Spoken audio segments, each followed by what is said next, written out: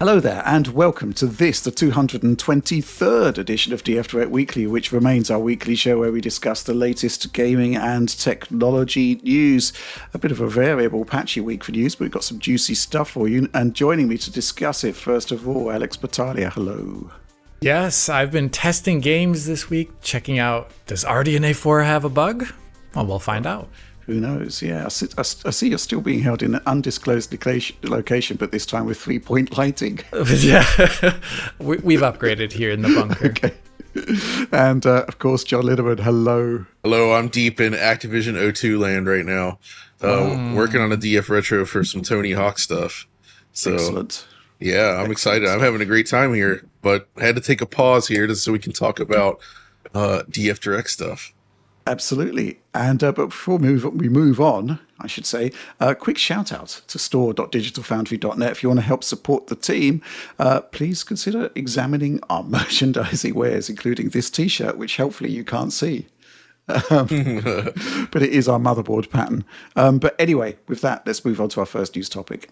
Okay, so this week saw the release of Cyberpunk 2077's 2.3 upgrade, various sort of new features added there. But the thing that caught our eye was the addition of variable refresh rate support to the console versions of the game. And this one caught my eye specifically because, well, Cyberpunk 2077 doesn't actually have a PlayStation 5 professional upgrade. But in theory, right, if you're unlocking frame rates with VRR, then we should see a palpable increase. And so in theory, this is actually running on all consoles. You should be able to just switch to the performance mode. And if VRR is active on your machine, you should get a VRR experience. But before we move on, something that I did find is that I just couldn't get much joy from the Xbox Series X version. It seems to be outputting a VRR signal, but it seems to be a non-VRR output within a VRR signal. So the performance mode still seems to run at 60 frames per second. Because the Series X one was flawed, I didn't even look at Series S because I suspect it will have the same issues. But PlayStation, there's some interesting stuff happening here, in that both the 30 FPS quality, or rather ray tracing mode, and the 60 FPS performance mode are now unlocked.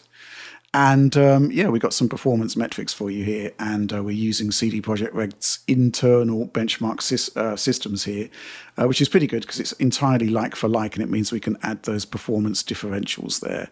So I guess we should just kick off by looking at the performance mode running on PlayStation 5 and PS5 Professional.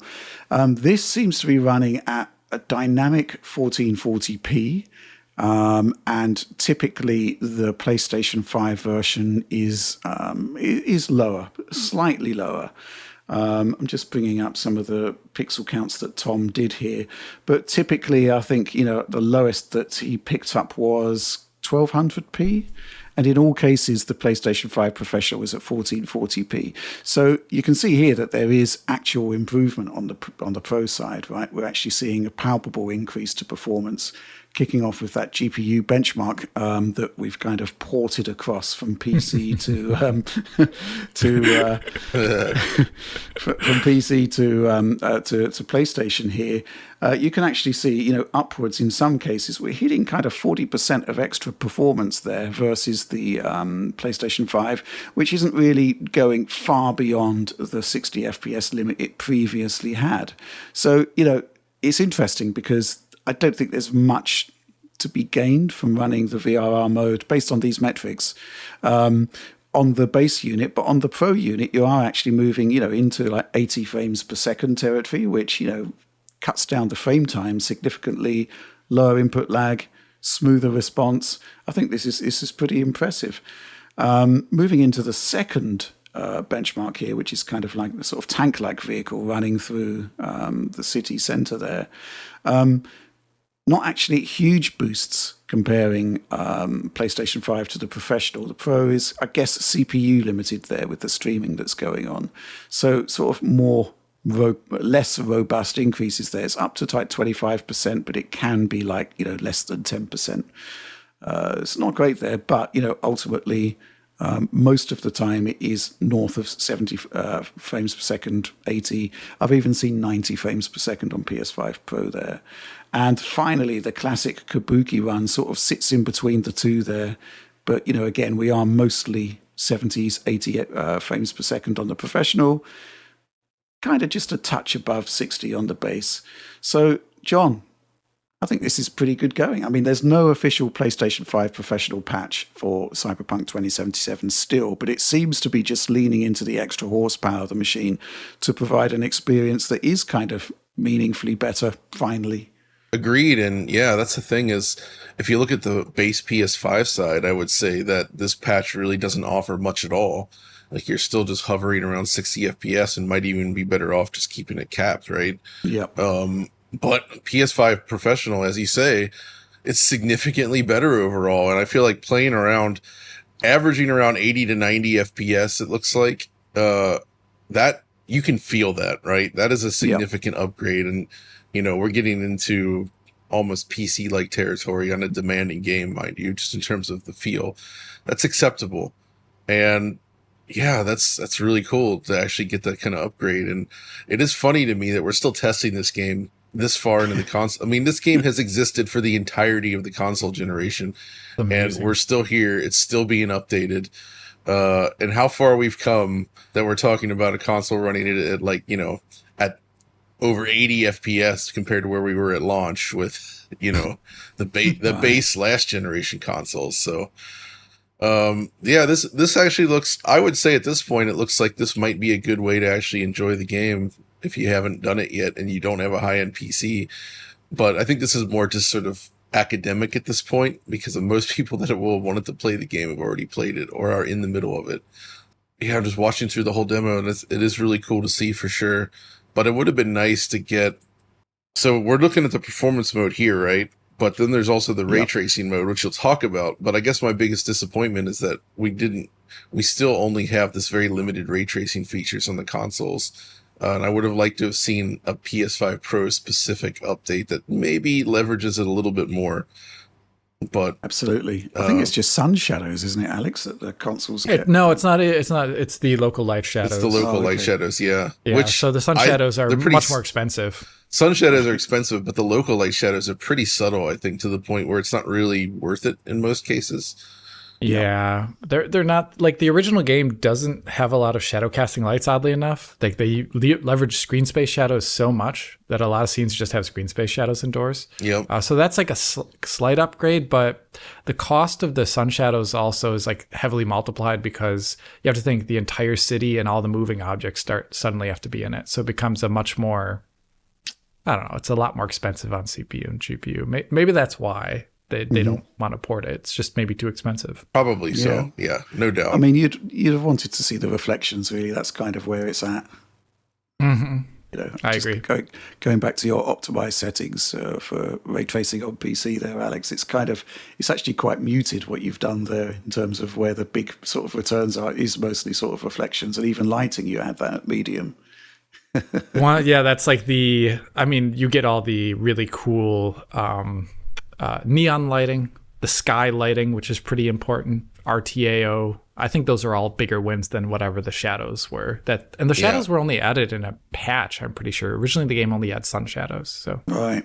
Okay, interesting. Let's talk about the ray tracing mode. That's obviously pegged to 30 FPS prior to patch 2.3. But with VRR, basically, it seems to now operate in a 30 to 40 frames per second window.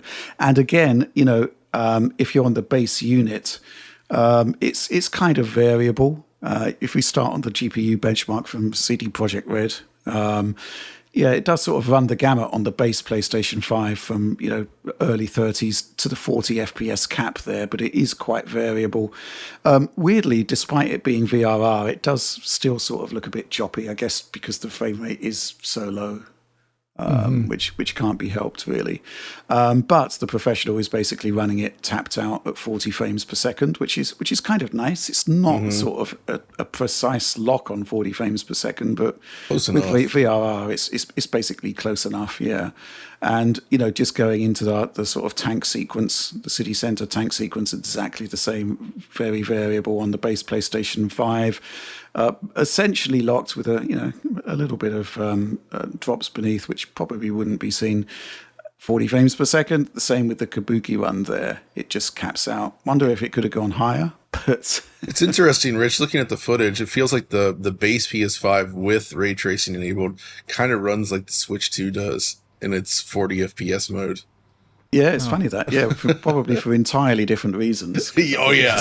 Entirely different reasons, but still. CPU limit on Switch 2, yeah. But pixel counts, Tom actually did some counts for me on that one for the ray tracing mode.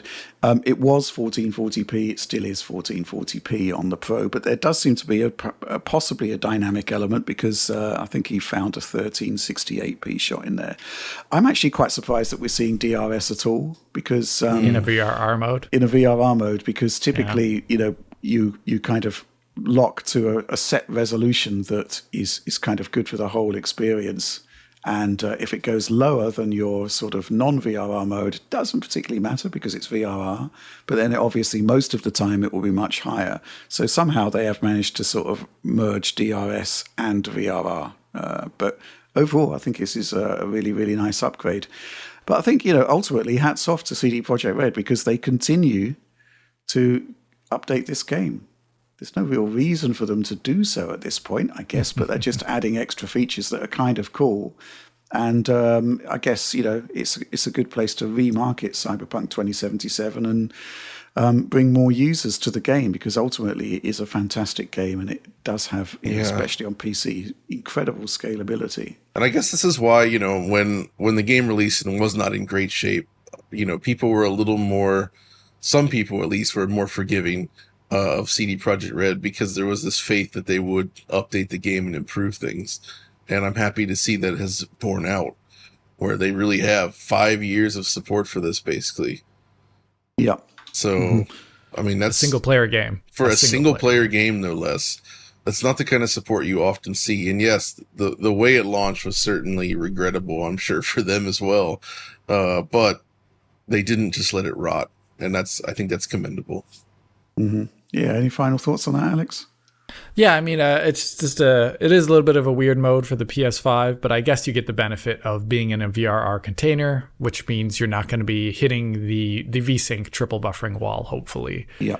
At that point, so you'll be getting lower latency at the same frame rates. Mm-hmm. Yeah, I mean, we actually had this question here from Sheddy 1982 Rome. Not sure of the meaning of that particular username. Let's roll with it. Salutation, gents. I like the way people sort of give us these sort of very posh Yeah. It's pretty awesome. It's kind of a signature at this point. Salutations, gents! Exclamation point with a 2.3 update to Cyberpunk not having a dedicated PS5 Pro patch. Do you think they will ever support PS5 Pro? I guess they could do, and I think there's a lot of scope there, especially for ray tracing, to do something pretty cool there because the technology is available. Right. So it would be great to see something like, what Codemasters did with F1 24, where, it's like, okay, we got this new hardware, it can do these things, let's bring across more of our PC features. But, in the absence of that, I think VRR and frame rates going up to sort of 80 frames per second in performance mode and an improved quality mode, I think it's pretty good going, if not sort of the full support you might have wanted. Anyway, with that, let's move on. Okay, Space Marine 2 Warhammer 40k. It's an extremely impressive game, extremely demanding. And Alex, it's gained ray-traced ambient occlusion, which I guess makes it even more demanding. Yeah, I guess. But it appears to be mainly on the GPU side of things, based upon what I've seen. It's not a super CPU-heavy hitter on top of what was already a CPU-heavy game, just a little bit more. I load up this game again for the first time, basically since launch, and along with looking at the RTAO, I also wanted to see if some of the errant shader compilation hitches that I saw in the launch version had been cleared up. And so that's what I'm going to be talking about today. Looking at the RTAO and side by sides with the performance here on screen running on an RTX 5090 at 4K DLAA maxed out otherwise, you can kind of see that the cost is roughly, you're running at about like 81 to 82% of what would have been 100% without RTAO on. So in an area where you're going to be at like 100 FPS, you'd be like in the mid 80s to low 80s with it on versus with it off. And that's fine enough. But I would argue a lot of people, if you're looking at these side-by-sides right here, you're going to be struggling extremely to see the subtle difference that it brings to the image. And a good reason for that is because the game, it's a little bit complex, but the game uses a lot of unshadowed lights, and the game also has like pro-based backlighting, and they place a lot of extra lights in the world to simulate bounce.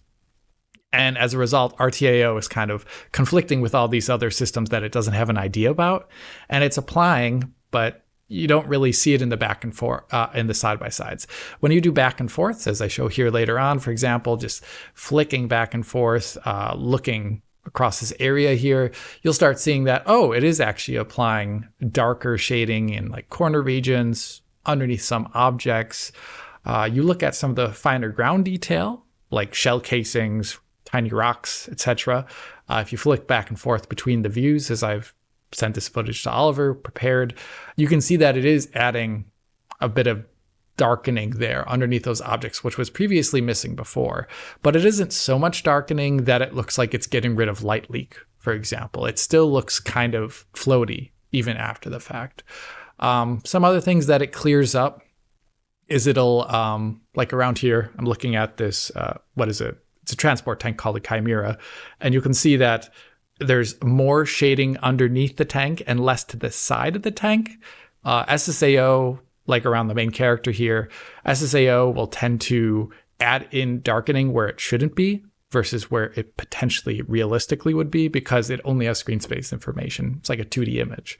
And as a result, it's getting rid of some darkening in some areas and adding it in other areas that are more physically plausible. But at the same time, AO is just a hack, so it's actually not completely physically possible. In the end, though, I'd say if you have the extra headroom to spare on the GPU, as I'm showing here, it could be worth it for a lot of people, but it doesn't get rid of like the problem areas in this game. Here I have this back and forth shown between an indoor area where there's these sandbags on the ground, and they look like they're floating completely. They're in light, so they're not in a shadow term, but they're just unshadowed lights everywhere in the game, so everything still looks like it's floating. There's no AO actually can't get rid of that unless you start applying it to like the lighting term, and then you get into big issues of this doesn't make any sense physically anymore. So there's limits to what AO can do, and we're kind of seeing it here. What's the sort of total solution then? Well, the total solution is to it's to not use tons of unshadowed lights. Really, you really shouldn't be using unmotivated, unshadowed lights everywhere. It gives everything the early UE4 sheen, in my humble opinion, where they did the exact same thing. And I think it looks a bit uncanny. People really like it because it's high contrast, but I don't like it. But getting into the second aspect of this, I did replay the game's intro level again, where the first time I played it, I found a number of errant shader compilation hitches. I'll say that probably about 60% of the ones that I found in the initial gameplay that I did were gone.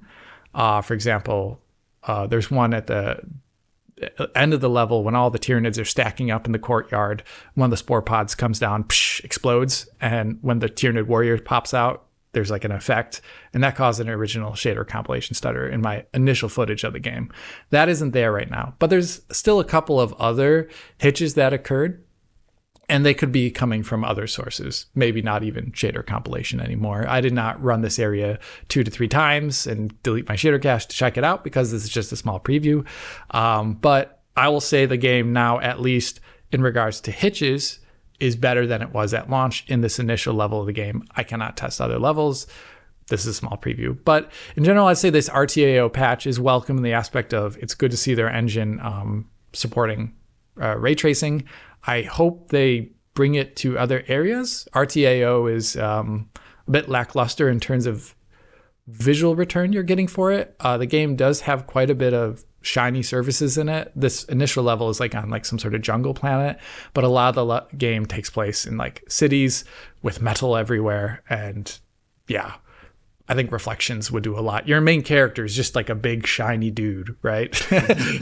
It would help a lot if that shine made some sense instead of just being screen space wankery.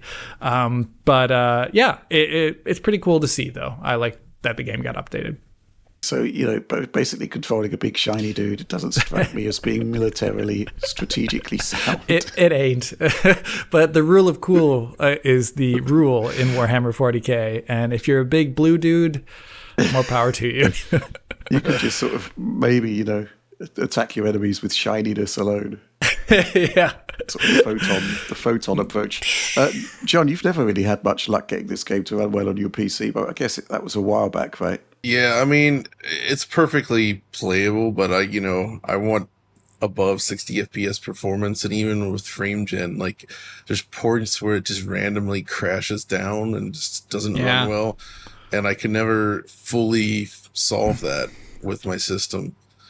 So I felt like the performance, while playable enough, there was just these inconsistencies that I found really frustrating. And it was one of those games that I swear to God, it just like, it loves to open up on the wrong monitor. If you have a multi-monitor configuration, it just, no matter freaking what, like, it just, oh, no, we're going to open on this vertical monitor. Oh, no, we started on the right monitor, but, like, while the game's booting, it's going to switch to the other monitor. Like, I hate that behavior, and it is one of the worst I've ever seen for it. It just cannot figure it out.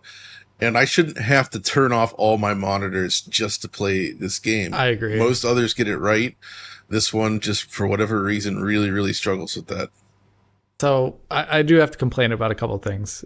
Number one is the audio mix. The game is like weirdly overly bassy to the point where your guns sound just like a bass line and not much else, I feel. It's a little bit weird, even with headphones on. And the second thing I have to complain about is getting into the game was a bit of a Call of Duty experience where there's like tons of internet connectivity for a single player game. I know the game does have multiplayer, and that's a big part of its, post-launch everything. But it was just really weird connecting to a server when I loaded up my single player game. Like there's a connection into the menu, but then when you load the game, it says like connecting to server. And that was just, and it took a really long time for something that was like, for something that is just like, in the old days, it would just load up from your hard drive or whatever. And it was super fast. But here it's I don't want to connect to a surprisingly slow to play a single player game ever. Yeah. It felt so junky and I was just playing like older games, and games on Windows 95 load up quicker. It's kind of bad. Yeah. I mean, the game has been rightly celebrated. I mean, it did do some pretty amazing things. It's a good game. It's a good game, for sure. Mm-hmm. Yeah. Okay, cool. I mean, I guess you'd hope to see more ray tracing, right, Alex? I think that's the main thing here. And reflections would be a good one, wouldn't they? I think that's the point you were making. Yeah, they're probably not going to rip out the lighting, but reflections would get rid of. They already have SSR in there, so it's already a compromised thing. You could just replace that, and I think that would be a big boon to the game's visuals. Excellent. Okay, brilliant. Any final thoughts? I guess we can just move on now, right? I mean, it's no Kelly Slater's Pro Surfer, but it'll have to true. do. They even use the same font. What is? Did you know, by the way, Rich, Kelly Slater's Pro Surfer was a game developed by Treyarch of Call of Duty fame these days. So, wow. We'll be exploring that soon. Mm-hmm. I have no idea who or what Kelly Slater is, by the way. That's okay. Like a massive cultural divide here. No, I have no idea. No one knows who most Kelly people Slater are familiar is. with Kelly Slater. So I guess you're just not in the cool club, Rich. It's okay. Well, what's new? Okay, we're moving off on a massive tangent there, so let's move on. This week was the release of Donkey Kong Bananza on Nintendo Switch 2, a game which, actually, I saw that IGN gave it 10 out of 10. I said to John, is this really a 10 out of 10 game? And John said, why? Yes, it is. And but a lot of people seem to have watched your review and don't seem to think you like it, John, which I find quite bizarre, but we'll talk about it in a moment. We also had this news, which I read on Video Games Chronicle, where essentially it looks like the game began its developmental cycle on the Nintendo Switch 1, which kind of makes sense, right? I mean, because we're in a transitionary period. But John, I'm curious what you took away from that developer interview, because obviously, I mean, the final game is, they did show some before and afters, and obviously the final game is significantly more detail-rich on the Switch 2, as you might imagine. Yeah, no, the interview was very interesting and illuminating, actually. They really shared a lot of details on this. And I guess the key thing here is that, yeah, they did indeed start this on Switch, which makes sense because they noted that they had continued, they started working on this directly after Super Mario Odyssey, right? So that would have been 2017. And thus we're looking at a pretty lengthy development cycle here, like 8 years. Yep. And when I played the game, I could kind of feel that, like, by integrating the sort of voxel system and the way the levels are built in such a way that balances destruction but careful design. I was like, man, this must have been a very difficult game to make, to get the level of polish you want from Nintendo's level design, but also allow that much destruction. And it looks like that was probably the case based on this. But yeah, it seems that, you know, if this had been a Switch 1 game, we would have been looking at significantly less detailed environments, running at 30 FPS, likely with slowdown even, similar to Zelda, Right. and a much lower resolution. So, and I appreciate that the developers, and, you know, my review, there's some issues, but they did at least highlight the importance of 60 frames per second. Yeah. And seem to believe that that was indeed crucial to the game, and I agree. So I think that itself is pretty cool. But yeah, it's I saw some weird comments though saying that this, I think the one that really got me was somebody was like, well, they should have done this as a Switch 1 game because now, you know, then we could have run it in Switch 1 backwards compatibility mode and it would have fixed all the performance problems. Right. Okay. And this circuitous thinking, it would really have been a completely different, not as good game. I'm just so fascinated by like the mental gymnastics on display here. Like, I can see where that stem from, but it's so strange to think about it that way because you're talking about just running a game of a different experience. Like, it's very clear that this was made for Switch 2 in the end. They stopped working on the Switch 1 version like upwards of 3 years ago. So I think they had the base designs in place and all the ideas and like level stuff, but then we're able to massively expand on it and making the game on Switch 2. And based on how it runs, I would say that there's no chance they could have gotten anything quite like this on Switch 1. Mm-hmm. Yeah, but it is interesting to note that they did actually tackle the fact that there are performance drops in the game. That's true. Actually, in media, they were talking about it in interviews, which I find quite interesting because typically on technical matters, Nintendo is quite reserved usually. This kind of ties into some of the response to your review, John, where how dare you point out that the game may actually have some performance issues in some areas. Well, it wasn't so much that people were saying, how dare you? It was more like they perceived it as being more negative, perhaps, than it more actually impactful was. to the experience.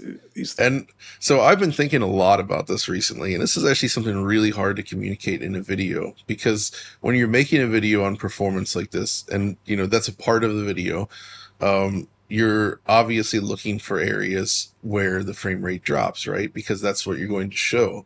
But I still try to put in the wording and explain that the majority of the experience is stable.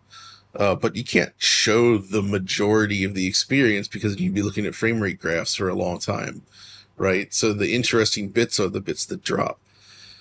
I got thinking about this recently because a friend of mine commented they were thinking, man, I kind of want to get Doom the Dark Ages, but I saw Oliver's video and it looks like the PS5 version is trash. And I was like, wait, what? 99.9% lock 60. But the perception they got from his video was, oh, the PS5 version is terrible because it has tons of slowdown. And it's exactly what we're seeing here with this video as well. And it's something that's really hard to communicate because by and large, the dips in Donkey Kong are not that bad. I mean, they are worse than Doom for sure. Because of how the nature of it, it's this double buffer VSync situation, right? Where when it can't hold on to 16 milliseconds, it instantly craters to 33 temporarily.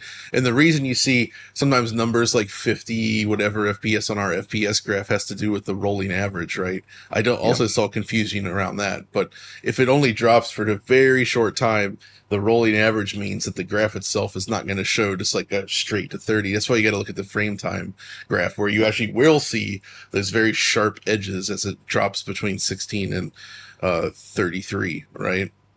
Yeah, it's more comprehensible if it was triple buffered. Yes, exactly. But it's not. So instead we just get this like sort of dip, and that is an interesting thing, but it also highlights how, well, we got to learn more about VRR as well. Yeah. Because the game does leverage VRR very well in a way that nothing else yet has on the Switch. Whereas the dips are mostly, as we can see, thanks to VRR, outside of a couple situations, the dips are mostly above 40 FPS in terms of the actual impact it would have, because you don't have the same double buffer sort of like limitations when you're in VRR range, right? Because the frame time can adjust on, you know, more granularly, right? So it actually looks smooth, but it also revealed to us that Nintendo also has not taken full advantage of the VRR range. And I have some thoughts about that, and it seems that it's very likely due to power consumption concerns, right? Yeah. Because, like, in order to get the full VRR range with low frame rate compensation, you need to be at 120 frames per second, or sorry, 120 hertz, even if the software is not running at 120 frames per second. But that's going to eat up more battery life when the screen is in that mode. And even though the panel is 120 hertz, you can still decide whether you're driving it at 60 or 120, right?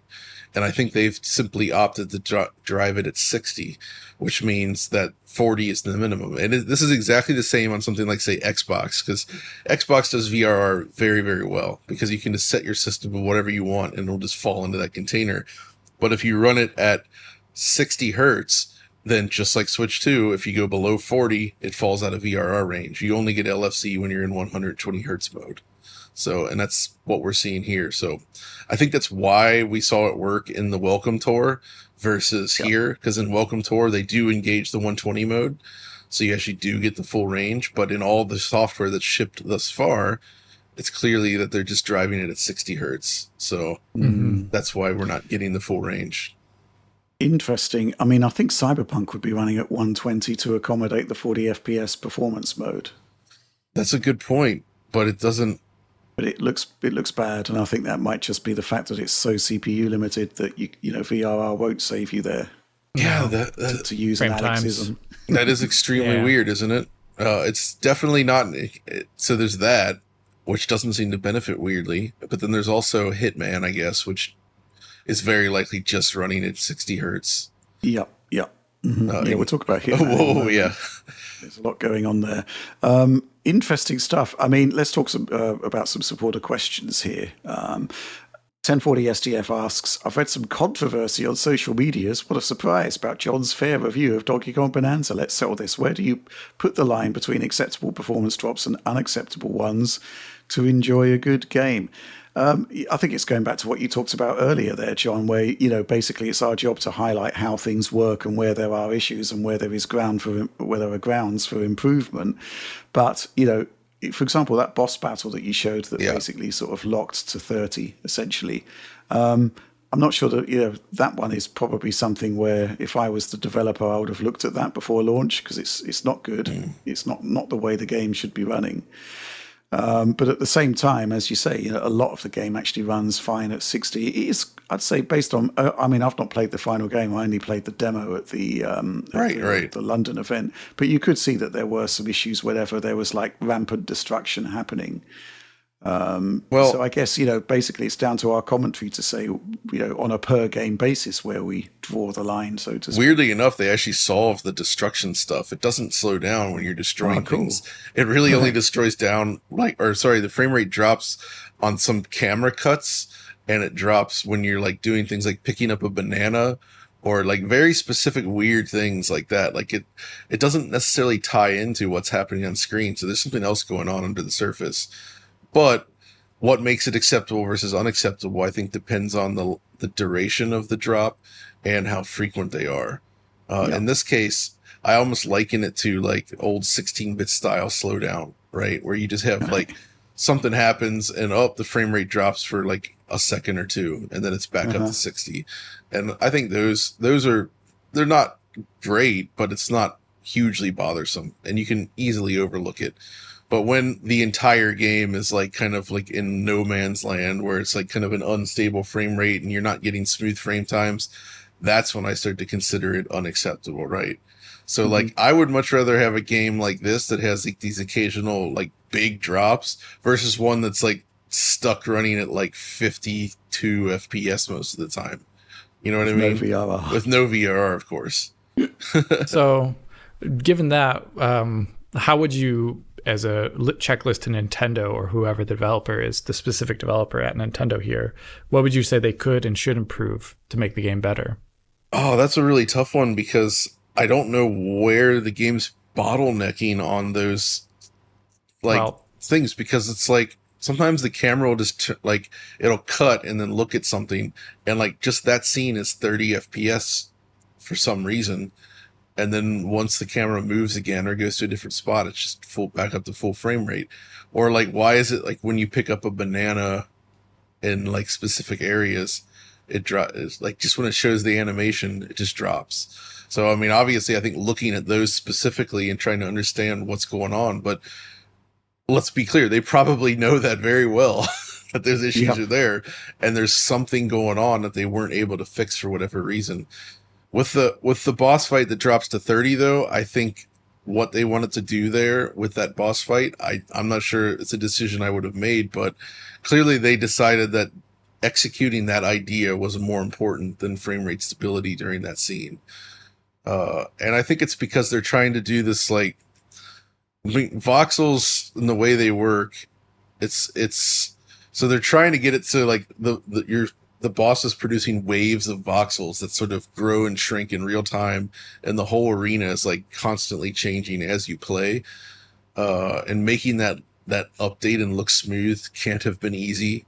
And I think we're probably bumping up into CPU limitations there, where it's just like constantly reforming the terrain while you're also breaking through it at the same time.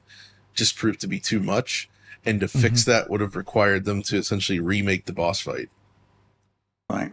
Okay. So just the one thing I would say, though, I think the easy recommendation for them beyond specific areas would just be never to use double buffered VSync in a modern context. Like, I mean, if you're already on a VRR screen, you don't need double buffered VSync. So I think it's just, man, I don't know why someone probably got it in their craw all this time ago. And it's not untrue that, you know, if you do triple buffering, for instance, that it adds an extra frame of lag, right? And they probably just arbitrarily decided, like, well, we can't have that. And in this case, I think like that extra frame of lag would be preferable to what's happening. It's like, it's way more so, but also just the fact that, like, especially if you're on a non-VR screen like you would be in the docked experience, you could choose 120 Hz output and presumably get like lower latency due to frame queuing. That's right. Being much, you know, like it would be 8, you know, that extra queued frame would be another 8 milliseconds versus. I do think that actually is something that Nintendo should consider going forward, is like offer users the chance to just turn on 120 Hz mode if they want, both in portable and docked. Like in portable mode, they could even have like a qualifier, like, hey, turn this on. It slightly smooths out things, but it draws more power. But then as I say that out loud, I'm thinking, man, that doesn't sound Nintendo-like at all.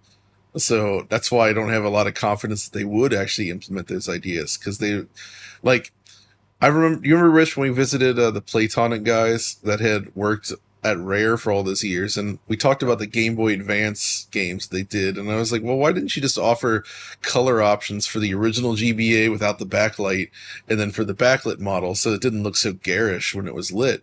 And they said they wanted to do that, but Nintendo told them no. Like, they didn't want options in there like that because it would confuse users. And that's what it makes me think of when I think about something like adding a 120 Hertz toggle in the game. Right. Could be a system level thing, maybe. Yeah, they should.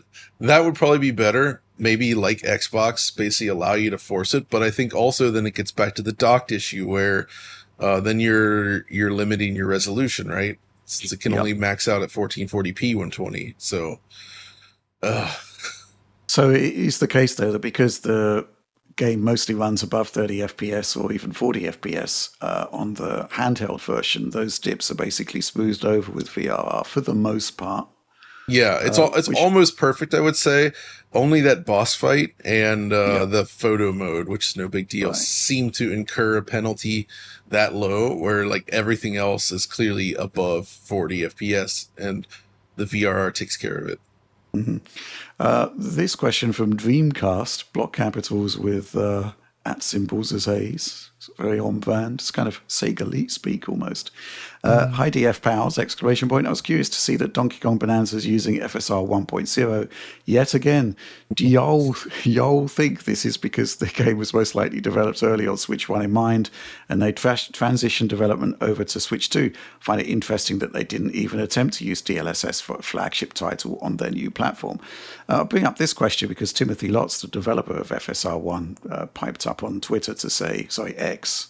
Oh, he piped up? Yeah, to basically say, whoa, hold on a minute. FSR 1 is actually really, really fast and might well have been a better fit for the content in this game. Because reprojection artifacts. I don't. Sorry, Tim. The maker of cigarettes also said. I mean, I'm not. But like seriously, no offense to Tim Lotz, but like, I'm sorry. FSR 1 came out. It just wasn't nearly as good as we wanted. It's fast because it's not good. Yeah, like, it's just not high quality. And thing is, obviously, in the vacuum, that's cool.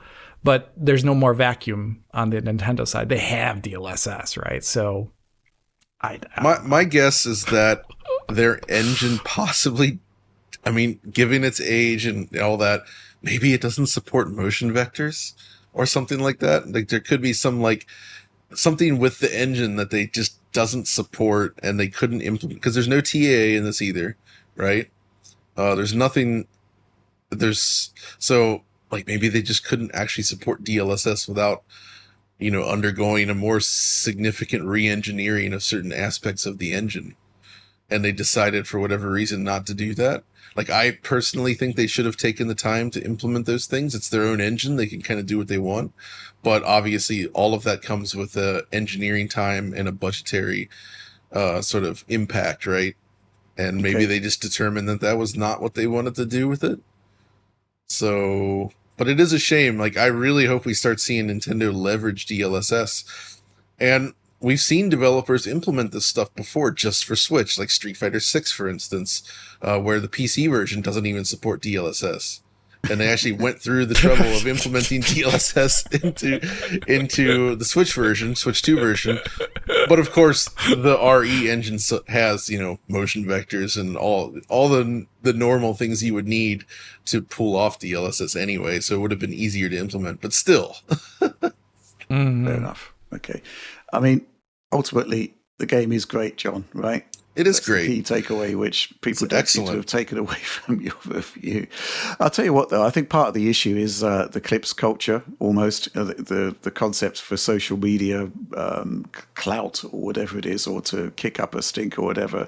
You just clip out the bit where you offer constructive criticism or point out things that you didn't particularly like, and that suddenly becomes the focus of attention, as opposed to actually watching an entire 21-minute piece. It's and people are busy. I get it. And those kind of clips do tend to float around pretty easily. And if you like cut out the part where I'm talking about the shadows and you like show that exact section with like the super jagged, nasty shadows, that's not a flattering look, right? But yeah. Yeah, I think, it's the other thing, of course, is a lot of the people disseminating that content have probably got no interest in Switch 2 or Donkey Kong Bananza whatsoever. They just want to crap on the game, which, is it's just bad actors all over social media. It's really, really poor. Anyway, Donkey Kong Bananza. You loved it, John. I think, basically as soon as it arrived, you fell in love with it. Because I basically was ambivalent about the demo that I saw. But You were. there was, huge excitement from you pretty much from hour one, wasn't there?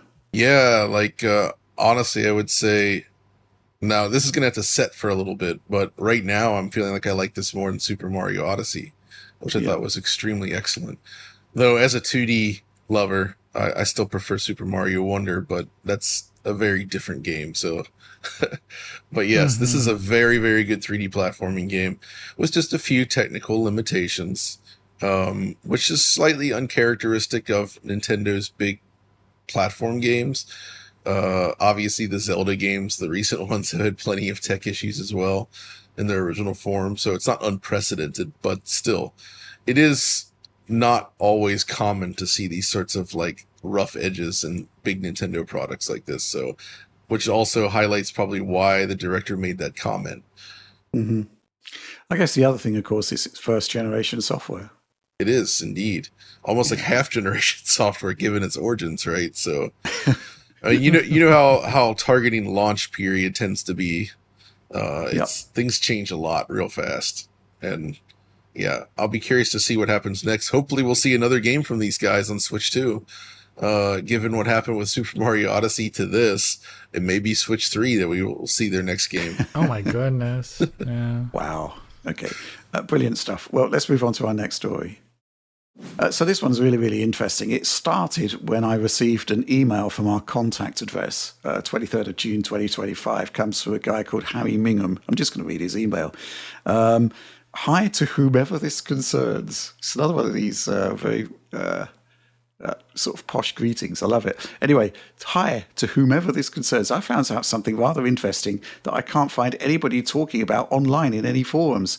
As a lot of people know, including yourself, Hitman World of Assassination on Switch 2 runs around 30 to 45 FPS around 90% of the time.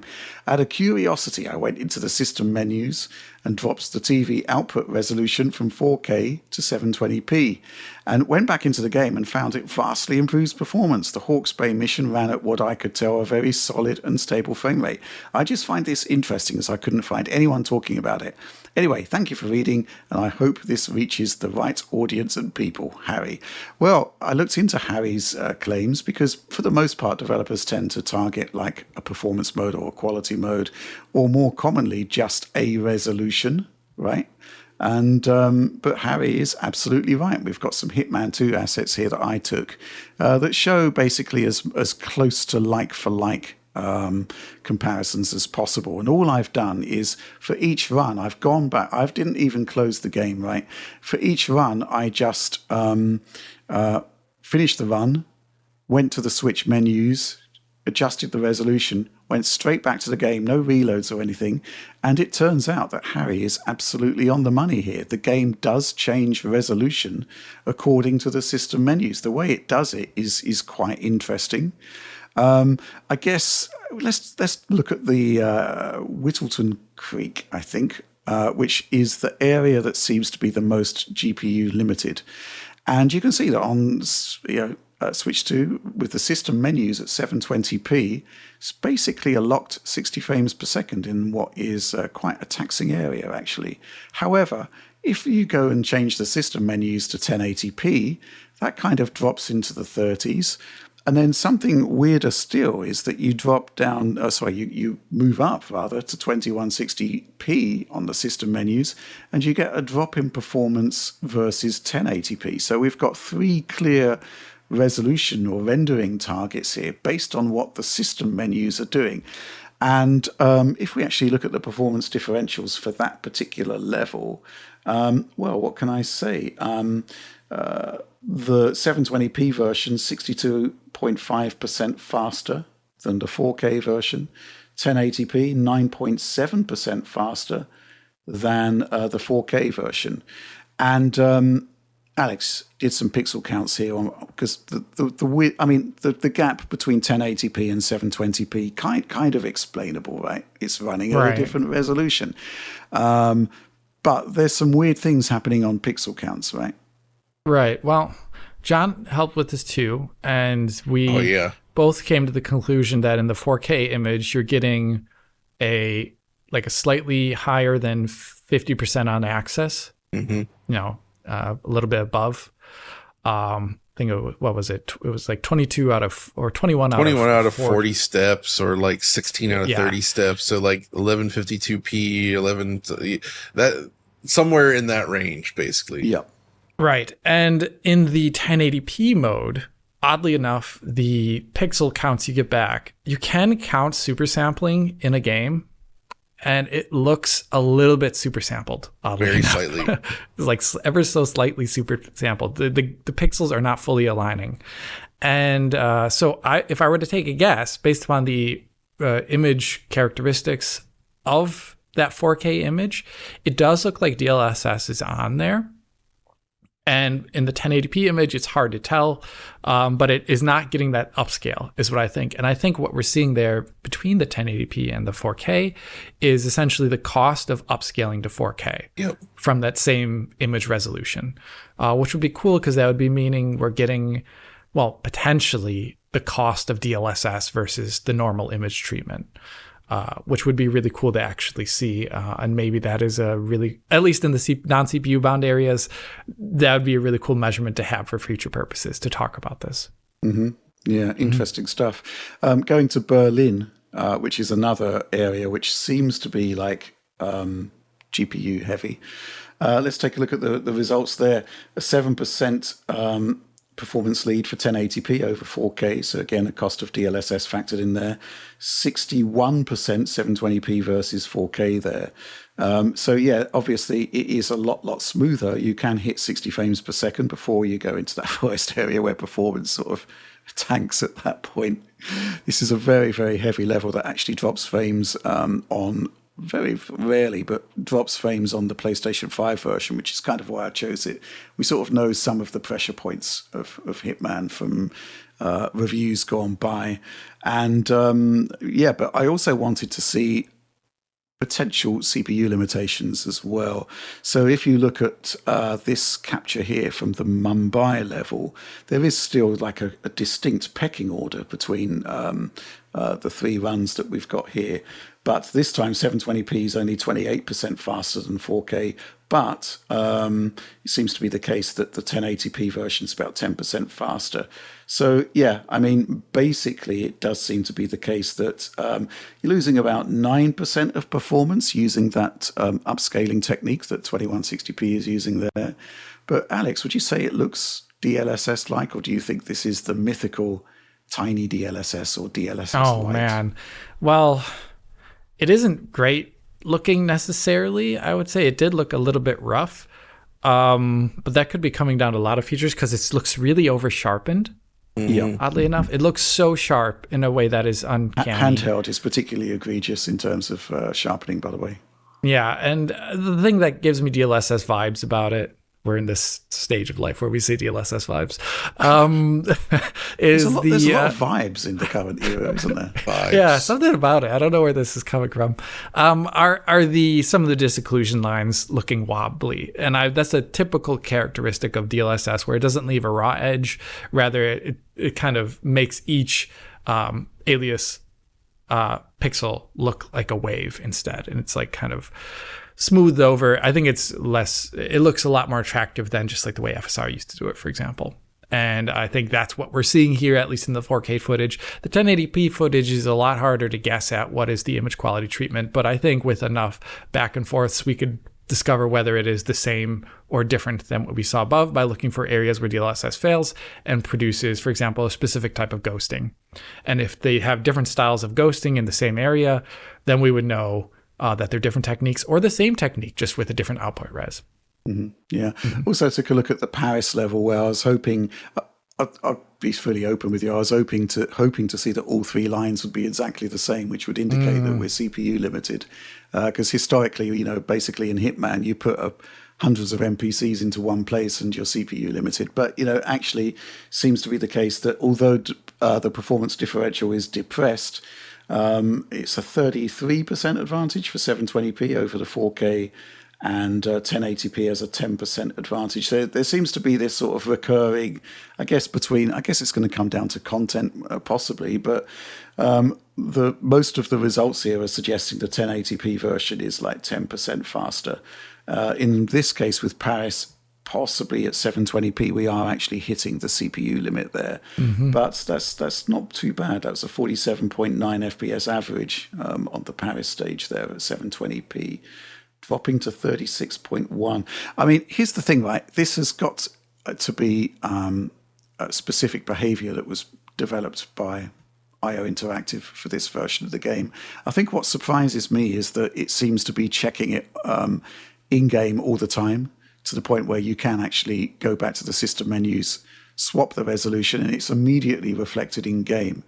On the PS, there's quite a lot of PS4 Pro games where you get a different presentation depending on whether the console is selected at 4K and 1080p. But typically, the check is only done at boot, so you can switch back to the higher resolution output later in game, but it makes no difference apart from the display scaler kicking in. But here it seems to be a real-time check happening, which makes me wonder whether it's a Switch 2 thing. Maybe there's something we should be looking at more often in games, or whether it's specifically an IO Interactive thing. If it's an IO Interactive thing, I kind of think they should have had these options in game. It's just like adjust the resolution to what you want. Trade image quality versus performance. I've got to say, though, that 720p looks pretty rough to my eyes for obvious reasons. And that's kind of one of the things I think Switch 2 has actually done a pretty good job of. The main point that I didn't really like, I mean, I use Switch 1 exclusively as a handheld because those games just didn't look great for the most part on a 4K screen. But I think Switch 2, one of the things it has achieved quite well is that it does actually display games quite nicely on a modern TV. But in this case, it's like, surely this should have been an option in game. Don't know what you think, John. Yeah, it should have been for sure. Wow, actually, though, while you were talking, I pulled up my original coverage here of Hitman, because I feel like I've been looking at this level for so long, and it turns out which one? The Paris? The Paris one. Yeah. And it's good. My original piece on this goes back to March 10th, 2016. And looking at the video I forgot. So yes, PS4 and Xbox One were both uncapped, I guess. Yep. And Xbox One drops to like 21 FPS or something during the... Wow, the whole intro boat is very, very, very slow on Xbox One. So for some reason in my head, I was like, the Switch 2 version is just running like the original last-gen version. But it turns out Switch 2 version is noticeably better than those. Wow, it drops to 15 FPS. Oh, wow, it was... wow, what the heck, man? The Xbox One version was bad. I forgot about that. So the Switch 2 version seems to perform similarly to PS4 original, but with, I guess, higher resolution output overall, or at least somewhat. I mean, there's that extra sharpening where the PS4 version just seems to be straight 1080p with like a post-process AA.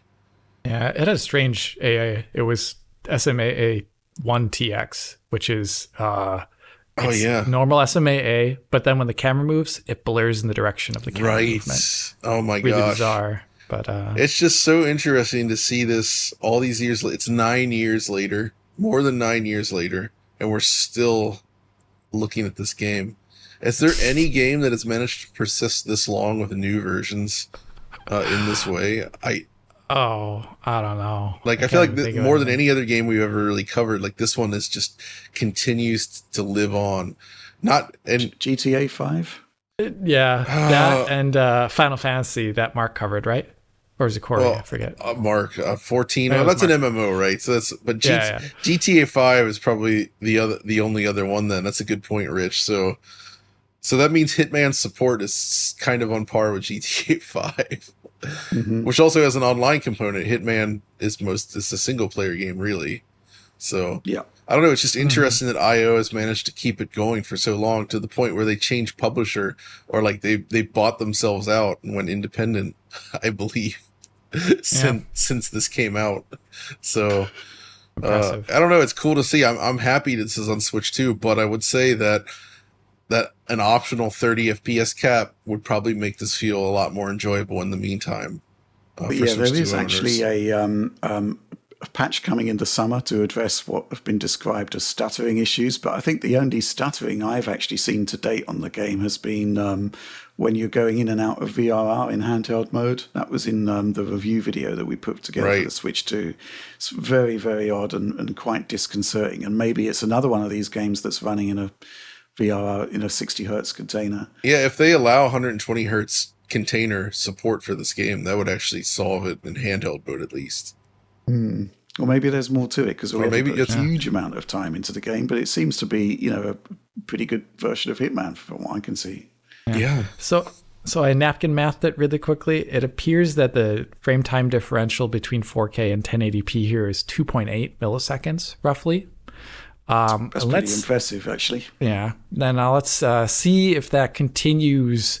If we see other examples, maybe there's a game that allows you to turn off DLSS in the future, kind of like we saw games that allowed you to turn off PSSR on the PlayStation 5 Pro.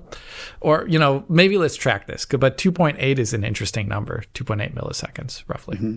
Interesting. Final point here. Question from Anxiously Chronoed Figured. Hello there.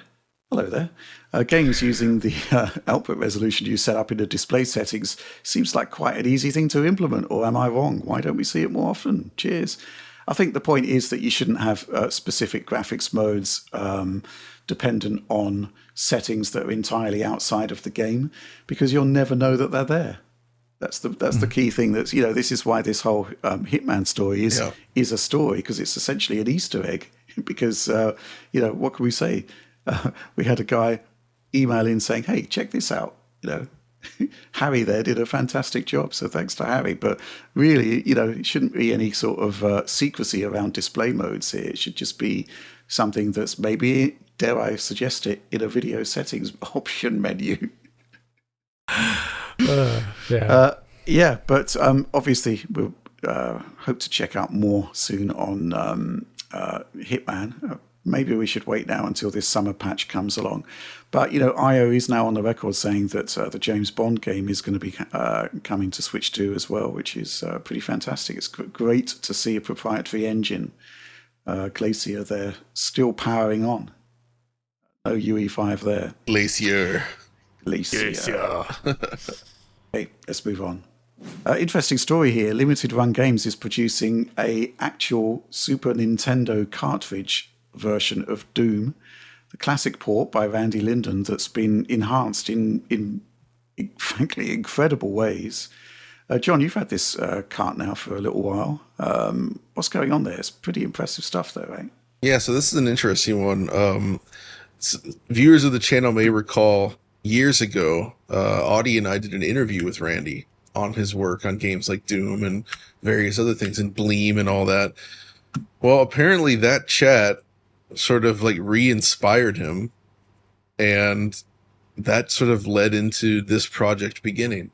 It was an opportunity for him to go back and sort of re-tackle this port, because famously, for those unaware, he created this port by sort of reverse engineering Doom back in the day on the Super NES.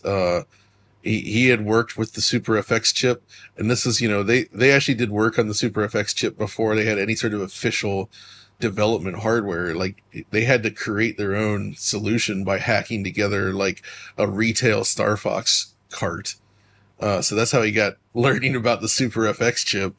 And he basically engineered this thing using his very own original engine, and figured out at the time how to extract data from the Doom wads on PC and then insert this into his own engine, and created Doom. But the problem, of course, even with the SuperFX chip, it was very slow, right? I mean, the Super NES and the FX chip, they're not designed to run a game like Doom.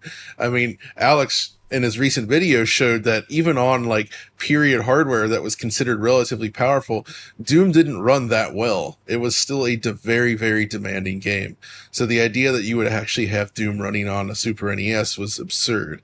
But he did it, and the result was mostly like 6 to 10 FPS for the most part in a small window. Well, this new version, he's managed to get it running at a completely stable, from what I've seen, 20 frames per second. which is a significant boost. And that's actually not that far off from some of the PC stuff you were showing, Alex, in terms of right? But it's actually very consistent, and that actually has more to do with the Super NES's memory situation, where there's not enough memory to display the whole screen in one V blank. So you have to do like 3 V blanks to draw the screen like in vertical strips, which of course then takes, enough time that you're looking at 20 FPS. So that's actually just down to, again, a hardware limitation. It's really not possible to get faster because you can't draw. There's not enough memory to draw the whole screen. That's the kind of situation we're talking about. So this is done. So I sort of like full disclosure, I helped a little bit on some stuff with like the videos played in this version, because he actually added video playback to his engine, which is cool. I also did some interviews with him for this, which are going to be posted soon. I think the first one is up, where it's more like just his monologue. I sort of posed questions and he sort of answered things that came to his head. Because, man, let me tell you, Randy Linden is just like a fountain of information like you wouldn't believe. This is a man who, when it's like, oh, I need to extract this image. Like, I don't want to boot up Photoshop or whatever. That's too much of a pain. Let me just code a tool real quick to get the thing I need. Like, this is the kind of guy Randy is. He's just an absolute genius level programmer. And he's actually still doing this version of Doom very much the way the original worked. So it does indeed include a Raspberry Pi in the chip, but it's only because spinning up an actual brand new ASIC for use in a cartridge would be so prohibitively expensive at this number of copies that there's just no way they could do it, right? But he's using the Pi essentially to simulate the functionality of the SuperFX 3 spec that they designed. So he's reading in and out of this chip exactly the way it originally worked on the Super NES with the SuperFX chip. It's not just like running on a Pi and outputting to the system, which is stuff we've seen before, and the results could be better, but it's also like not that interesting then, because then you're just executing Doom on a different CPU, right? Where here the game is still being executed on the real Super NES, and it's just leveraging the extra functions of this sort of virtual SuperFX chip to run faster. But they also added a bunch of new stuff as well. They added the missing levels and the whole 4th episode, Thy Flesh Consumed. So if you want to play Heck Beneath, you can do it. It's there. And actually, I was surprised. Some of those levels in episode 4 are quite big and complex, right? Because they had leveraged stuff they learned from Doom 2, I think, in making them. And it actually runs perfectly fine. I think it would have been unplayable on the original system. So it's one of those things where, like, you look at this and on the surface, it's like, okay, this is not, like, compared to other ways of playing Doom, this is like not a great way to play Doom, but it's also like an amazing way to play Doom, right? Just because it like sits in this weird, like technically insane kind of port situation. But even then, though, I would say the original Super NES Doom is basically unplayable today. This is actually extremely playable. Not only because it runs so much faster, but they also fixed the controls as well. Like, they added circle strafing. The original did not support that at all. So, oh my goodness, you could strafe, but you couldn't combine moving and strafing. Now you can. So, any of the other sort of limitations of the original version isn't the fact, for example, weren't the sprites more limited? So that stuff is still somewhat limited, and so things like floor data, sprites, that stuff's limited again by memory on the system and the cartridge stuff, and they can't just like use it's not so easy to just use a like arbitrarily large cartridge either, due to the way that the SuperFX and everything sort of interfaces together. Apparently, it's like there's still limitations that he had to work within in terms of the overall addressable space here. And of course, the overall memory of the Super NES has not changed. So I personally find these ports so interesting for that reason, because this is not something you can brute force. This is something that really requires thinking and like serious engineering chops. And I think it's super cool that he was able to go back and sort of look at his old code from the 90s and then do that. Oh, and I didn't even mention it. They partnered with who was it? Retrobit, to sort of create a Rumble version of the Super NES controller. Right. And Doom supports the Rumble function, and Randy has released the source code on GitHub for the Rumble function to the public, which means a lot of homebrew developers are currently adding Rumble support to various Super NES games. I believe Star Fox CD will have it, which is something that's being worked on currently, which is cool and fitting, because that was the first game Nintendo did that had Rumble in it. Surface 64, I mean. So bringing it back to Super NES Star Fox is pretty cool. Yeah, there's just so much to explore there. And actually, I would like to do a proper sit down sort of live stream with Randy one of these days here on DF. That way everybody can just sort of pick his brain, because there's so much to talk about with this port, and it's really, really cool. So yeah, what do you reckon, Alex? I mean, having recently played games like on a DOS system that was, not powerful enough, this, you have to think about the SNES. It's like, what's the release date? Is it 88 or 89? It would have been 1990. 90. But it's got like I forget, it's like a 4 point something megahertz CPU in it. Yeah, that's the thing. Like, the limitations are just right there. Even next to like a 386, they're going to be extremely apparent. And so back in the day, that low resolution. Oh, it's actually a 3.58 megahertz Rico 5A22 CPU. Yeah, it's the fact that it's running at all, even at the 6 to 8 FPS that I originally got. I'm actually impressed based on all that. But even now, it's even better. This is a cool thing where I would love to just see it like running side by side with the OG version and the OG SNES version, as well as OG PC, and just see them playing back and forth. I would love to see if Randy could get demos running on it, because he did seem to port at least get a lot of that initial behavior there from the PC version. Yeah, it's pretty amazing stuff. Yeah, I'll definitely be interested in seeing that live stream, John. Did you ever play this back in the day on Super NES, by the way, Rich? No. I was moved on to the Sega side by that point. Right. Yeah, but it is remarkable, because this was the time of where basically everybody wanted to play Doom and basically couldn't, unless you had like a really good PC. And even then, as Alex has demonstrated, it had to be a really good PC. Really good PC, exactly. And that's the thing, man. And also, just like, when I think back to the development of the original game, especially, like, this comes from a time when like the idea of like community documentation and stuff like this was super early. There was so little information on anything out there. So like everything that he had to do to make this work was just like his own personal ability to sort of like reverse engineer and understand this hardware and create this thing and reverse engineer the game, essentially. There was no Doom source code yet when he made this, right? Like, they hadn't released that yet because Quake wasn't out, and it had kept up that tradition of releasing source, but it wasn't there yet.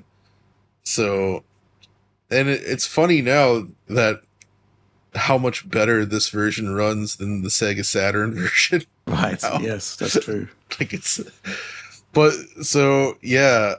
But then we've all, Doom always is like this. And there's also one I need to check out as well, is there's a 32X enhanced version of Doom out there, complete with like Sega CD support for CD audio. Like, gosh, Doom is endless. And I was thinking about this recently when playing through some Doom packs on my new monitor here, as you do. And is it fair for me to say that Doom might actually be the greatest game ever made? It totally is. It's an amazing to play, but like, it's not so just fun. the game itself, but everything that it's spawned and how it's continued to stay relevant for so long in a way that I feel like nothing else can match. Yeah, I forget what exactly the phrase is from Tim Rogers' video on Doom, but he says like Doom is like the everything game. It's like just like everything. I forget exactly his bottom line was, but it was incredible. I agree with him. It's a very Amazing special stuff. game. Okay, let's move on to our final news topic. Okay, so we actually had a report from people on our supporter program this week saying, whoa, why isn't anybody talking about this? And it turns out that RDNA 4, the latest line of GPUs from AMD, it seems to be having problems with Unreal Engine 4 games, or more specifically, Unreal Engine 4 games that are using ray tracing features. And this was something we could check out quite quickly, right, Alex? And indeed, you have. So there was the topic on Reddit is basically saying ray tracing is broken on RX 9070, 9070 XT in UE4 games, and nobody's talking about it. Major freezes with DX12 plus RT on RDNA 4. So you have looked into it. Is there an issue? Yes, there is. So the user pointed it out in Returnal, Senua's Sacrifice, Sackboy, as well as they probably looked in a couple other titles. And of the three I tested, all those three, I couldn't get it to happen in Returnal. And I think that's because it was the level I was on. I was only on the initial biome, and I think the reason why it didn't happen is because the shader compilation did not occur. A specific explicit one. I'll talk about this in a second when I get to Senua's Sacrifice. But I couldn't get it to happen in Returnal. I sent Oliver some footage here. I played the game at like 4K TAA, just running through the biome, shooting up the boss, etc. Nothing was happening. Just the usual like split-second hitches that you get when doors open and stuff. That's the game on all platforms. But then I loaded up Senua's Sacrifice, and it was immediately apparent that something was wrong. So when I covered this game, when it got its DX12 RT patch back in the day, it didn't have like a good explicit shader compilation, pre-compilation step at all. And I complained that, what's the point of this update if it introduces shader compilation stutter? I thought it was just so stupid, right? And here, when you play through the game on an RX 9070 XT, as I'm showing, don't look at the overall frame rate. I'm playing at high settings like TAA 4K, as a baseline. I was doing that for all games. So it's like low frame rate. But you'll see the massive 0 FPS line when the game just stops moving. And it happens continuously as you progress through the game's first area. And I was thinking like, hey, I've played this before, and I remember there being stutters here, but they're not being this long. I went back to my original footage that we did when we covered this probably on DF Direct all those years ago. And I was like, hey, this lines up actually with the same areas where the shader compilation stutter occurs on the 3090 that I tested on back then. And then I loaded up, and this is, by the way, this is completely unplayable. I think this is awful. You cannot play these games with DirectX ray tracing on, at least in this instance. Then I loaded up Sackboy. And Sackboy, I played through the first mission again, and like every single time there would be a new effect on screen. Like I pop a bubble and it shows something coming out of the bubble. Like right before I pop the bubble, the entire screen goes to 0 FPS for like 3-5 seconds, Whoa. whatever. And then it goes again. And it would happen like every single time a new type of effect would occur on screen. If I popped a different bubble after the fact, after the first freeze, it wouldn't do it again. So it was only occurring with new effects on screen, I found out in Sackboy. So I will say to that user out there and to all the users who have seen this, I am replicating it. I couldn't replicate it in Returnal just because I think the area of the game I was in actually had good shader pre-compilation for the area I was in, the first biome. But I presume as I get deeper into the game, I presume it would start showing up again because the shader pre-compilation step in that game is only like a minute long. And it probably doesn't cover every single biome in every single area. But if I were to take a shot in the dark as to what is occurring, we are seeing shader compilation occurring just in time on the RX 9070 XT. But unlike on other GPUs out there, for some reason, or other drivers, even the RDNA 3 drivers, for some reason it's taking an extreme amount of time. And that's bringing the game down to 0 FPS. Now, I have no idea as to why. Maybe it's garbled. Maybe it's broken. Maybe it's happening for some reason for an extreme length. Maybe the shader that is being compiled actually does take longer on RDNA 4 because it's a longer compile time for a longer shader or something like that. It's really hard to know why, but I think it is actually related to shader compilation. Based upon the way it's happening and the areas it's happening in. But probably we should probably send off an email to AMD. I probably will after this to say, hey, I've replicated this user issue. Could you explain it, and or could you take a look at it? And that's probably what I'll do so that they can look at it, fix it. Because like with NVIDIA, I've sent off a bunch of driver bugs to them before. I'll send one off to AMD. But yeah, this is definitely replicated, and it is not science. It's not BS that you're. Were you going to say science fiction, Alex? I was going to say it's not science fiction. It's real. Yeah.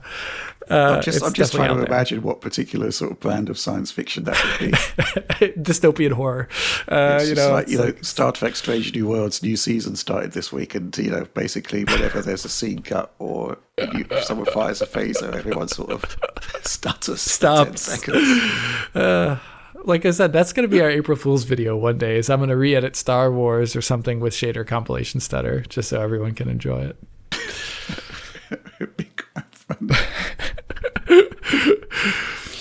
It should be. It is basically does sound like something that the vendor should be fixing in drivers, basically. But it is an oddly specific. I'm kind of reminded when Software Lumen didn't work on any AMD iGPU. Right. Yeah. Right. I forgot about that. I think that was fixed. But yeah, that was a bit egregious in games. Several games. But I've had weirdly. Software Lumen break on NVIDIA, and someone had software also break on the 7900 XTX back in the day, so with different driver versions. So you can have a different driver or different architecture, and it can break something for some reason, and it's a driver thing. I think the bottom line, though, is that it has been replicated. It's not BS. Those examples that we're showing are perfectly valid, and hopefully we can get something done about it. Ultimately. All right, brilliant, excellent, great stuff. Let's move on to Supporter Q&A, which is the part of the show where every week I post on Patreon asking our supporters to pose their questions and respond to our proposed topics. In terms of the questions, though, I choose the ones which we're best equipped to answer. And we're going to crack on with actually two questions in one, pretty much asking the same thing. Dan Jarcot, in brackets, Dan, asks, happy half fortnight, lads. There's been quite a lot of chatter about neural texture compression this week, and while it may unfortunately prolong the grief induced by 8GB GPUs, occurred to me that it's a technology that could be much more meaningful on high memory bandwidth constrained, on highly memory bandwidth constrained portables. Could AMD's equivalent NTBC run on the next PlayStation Portable and play nice with their rumored odd memory configuration? Or could a super light NTC version run on the Switch too, perhaps at the cost of disabling DLSS to free up tensor cores? James Darley asks, hi, digital founderers. I saw an article today that alluded to neural texture compression and DXR 1.2 cooperative vectors, potentially reducing the amount of VRAM used by textures by up to 90% and granting significant performance boost too. If such technologies become widely adopted, do you think it will grant 8GB GPUs a stay of execution? I think the bottom line is that 8GB GPUs, they just kind of need to go now at 60 plus. I think we talked about this in the past. I don't think you're going to see adoption fast enough to actually sort of be meaningful. Yeah, be meaningful. There's just going to be so many games where, for many reasons, it can't be fitted. Anyway, Alex, what do you make about this? Well, yeah, so we talked about this exact same thing just a couple of weeks back, probably as a result of the paper coming out about there was an AMD filtering one this week, and the preview drivers are coming out now with cooperative vector support. Yeah, that's true. The August driver, that's what it was, right? For AMD to finally have coverage of it, because before it was Intel and NVIDIA. And yeah, I think this is going to be the future. I said it back in that, where I was like saying, if anisotropic filtering is solved, then the main thing that is going to keep this is the upkeep time of like trying to figure out how you ship it. It only covers textures at the moment. It's not covering, general compression beyond block compression on the GPU. The things that you're going to be compressing game data for For example, it won't cover things like sound, geometry, etc. So it is only actually one part of the active memory situation, but it is the biggest part probably for recent games. And I think it is a huge deal. Regarding it running on other devices, so it is low. The inference, not on load, but runtime inference one, the real-time inference one that has the lowest and the greatest amount of memory savings that everyone is talking about, like this 8x, 10x, whatever. That one does have a GPU cost to running it. It is slower than the transcoded version of it that is still actually using NTC. And in that case, I think it would limit it to higher powered devices. I don't think mobile is the target here. Rather, I do think desktop, laptop, future console SoCs, for example, are going to be the target here. And I think that is where we're going to see it. I think the next generation of PlayStation, the next generation of Xbox, and the current level of AMD and NVIDIA GPUs, I think RDNA 4, the bigger Intel chips, the current NVIDIA ones are going to be the place where you want to do it. I'm not sure if the trade-off will be there necessarily for like a Turing or Ampere level GPU for all textures in all games, but maybe a subset of them. You don't need to run it for every texture to get the benefit. If you're cutting off 50% of the texture load of the biggest game's textures, right? That's also worth it too. But I think there's a lot of stuff that has to be solved in the midterm. Like, okay, well, which textures do we ship? Like some of the textures with the game, all of them, which textures doesn't it work with? Because there's differences of yeah, none of them. That's the thing. You're shipping a neural representation. You don't actually need a lot of textures at that point. It's cool. I think there's just a lot of like groundwork that needs to be solved before we're going to see it probably first in an NVIDIA sponsored game. And it's going to be probably mind blowing. I imagine in terms of what it's going to do with VRAM. But to get to that point, there's so many things that need to be solved. And I think we're still a good couple of years off. Yeah, I think the other thing is that all the indications are about the upcoming super refresh of the Blackwell cards is all about extra memory. Mm-hmm. And we kind of don't want to go back. I think it would be extremely poor on NVIDIA's front if they produce a super lineup which is using those 3 gigabyte modules. Right. And then suddenly, the 60 class 60 series GPUs follow on, and then we're back to 12 gigabytes and 8 gigabytes. That would be quite poor, wouldn't it? It is the case where I think we can finally draw a line under 8 gigabyte GPUs and move on.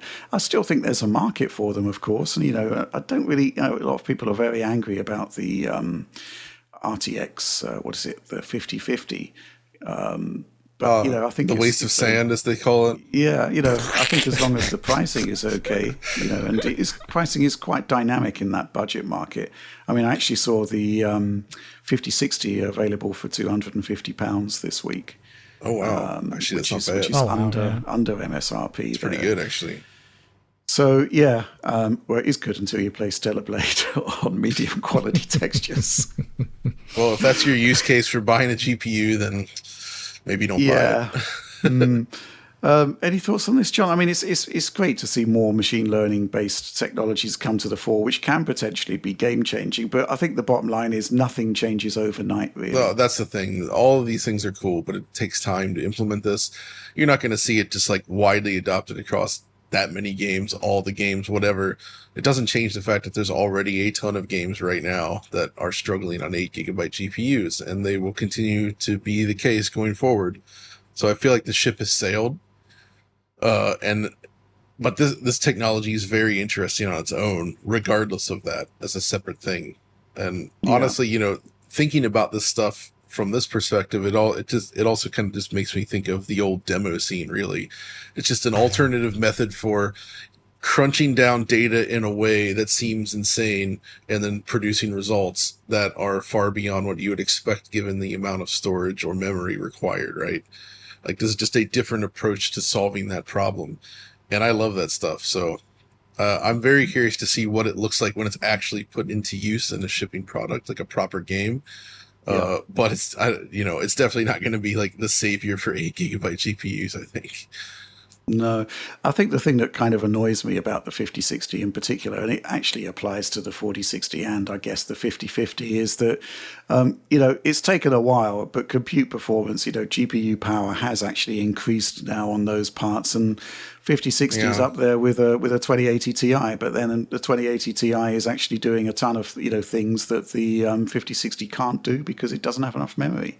And I think 1440p with DLSS is a perfectly viable target for a 5060, even a 4060 actually, based on Alex's tests. Right.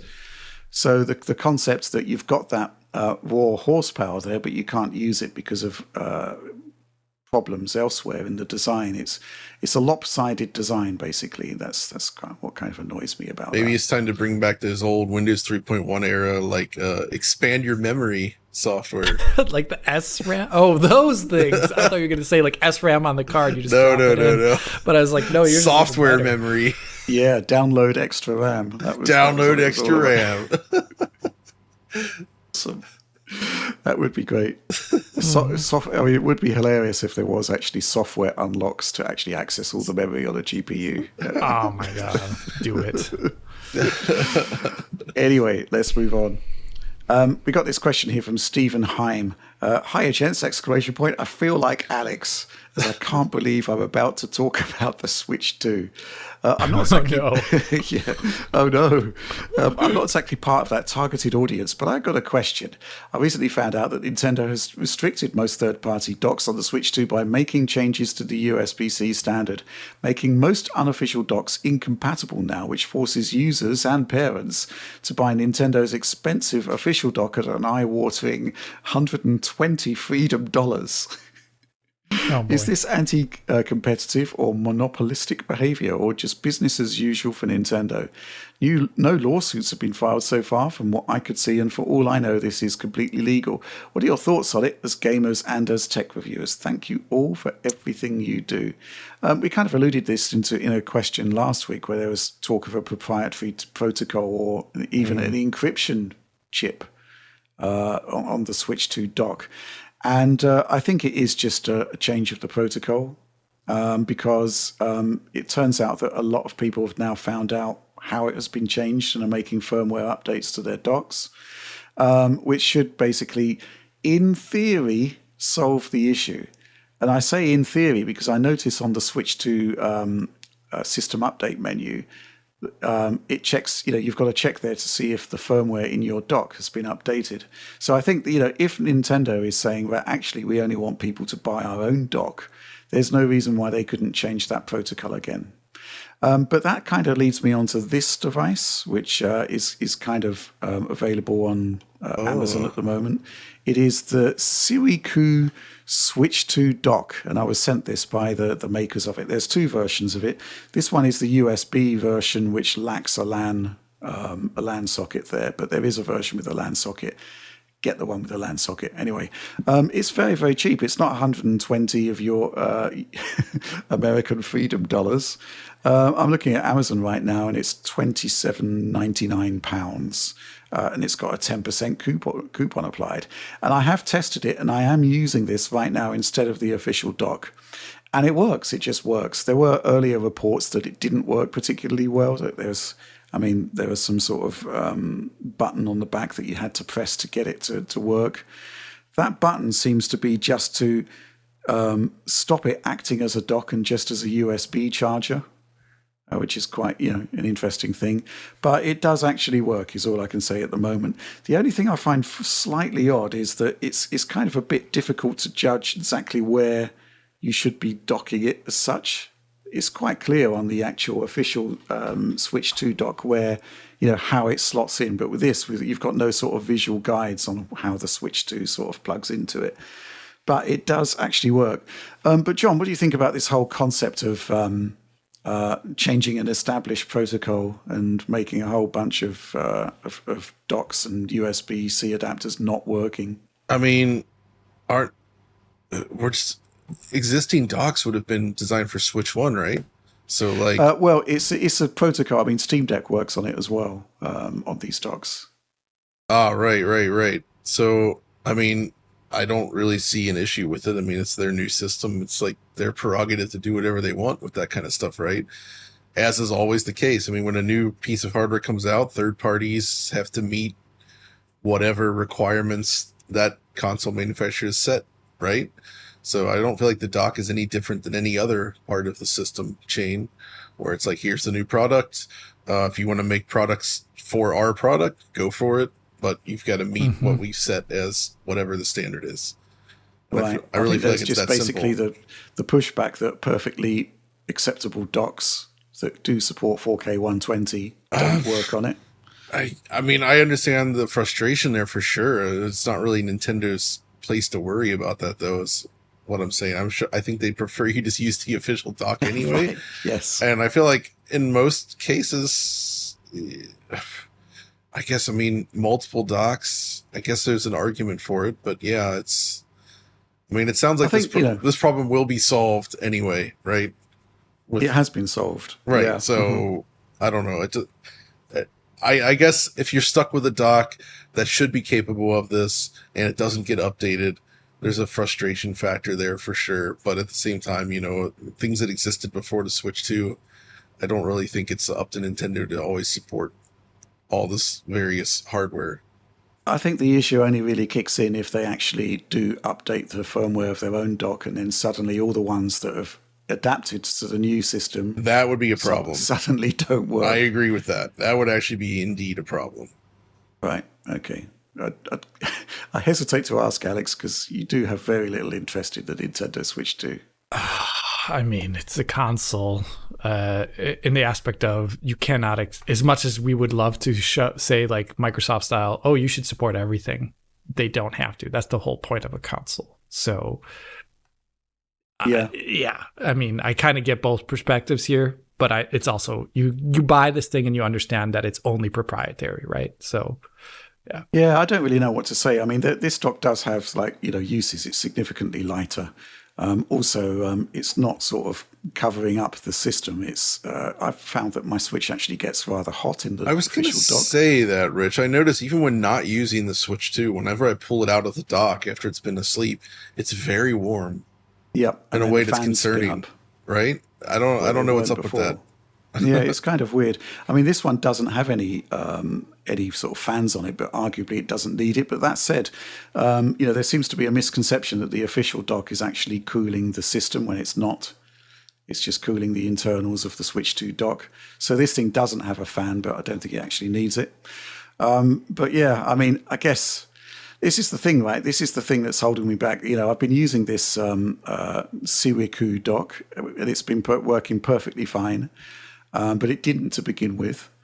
And who knows whether it's still going to continue to work and what happens then. I guess they have to issue a firmware update. But, the average Switch 2 user, it's not really... I guess... Are they going to know how to update the firmware on a third-party dock? We've just inadvertently created a new dedicated section in DF Direct Weekly. Every week we'll check in on your dock. Yeah, or maybe every system software update. I did notice that there was a system software update this week when I was doing the Hitman and assets there. And I thought, okay, right, here we go. Is it still going to work? But it did. So it hasn't been changed. Report 1 confirmed. Yes. Okay, let's move on. Sorry, Alex, it's another Switch 2 question. This one from Bob R. Hello, all. This one is a bit more Alex specific. Do you think Switch 2 will have any third-party titles use RT, something older like Resident Evil 2 or 3 Remake, for example? I think could be light enough to where some RT features could be enabled, albeit at 30 FPS. What do you think? What do you think, Alex? It's viable, isn't it? It's viable, but it's all about cost efficiency. Does it make sense? You're going to have to port the shaders there in some capacity. Maybe there's not an easy way to automatically translate them. Maybe they used offline BVH on the consoles and they want to use it here, but that requires another process to be done. And we're talking about maybe 2 weeks of work. And is it worth it for people who don't care, maybe, that are buying the game, right? Ouch. That's the whole point. I think you need a way. I mean, let's say you've got an old game that you want to bring to Switch 2. How do you make it stand out? How do you get PR, basically? I think a Control is a good example where I think they probably could do RT reflections on that as a mode on Doc's version. The RTX 2050 seemed to bear out, the testing we did there seemed to bear out that it's possibly, you could do the RT reflections there. That would be pretty cool. I think that'd be something we'd be talking about. But at the same time, it's like, well, it is going to be quite computationally expensive on the Switch too. I'm surprised we've not seen anything, though, so far. What do you think, John? I actually think his examples there are probably exactly where we'll see it.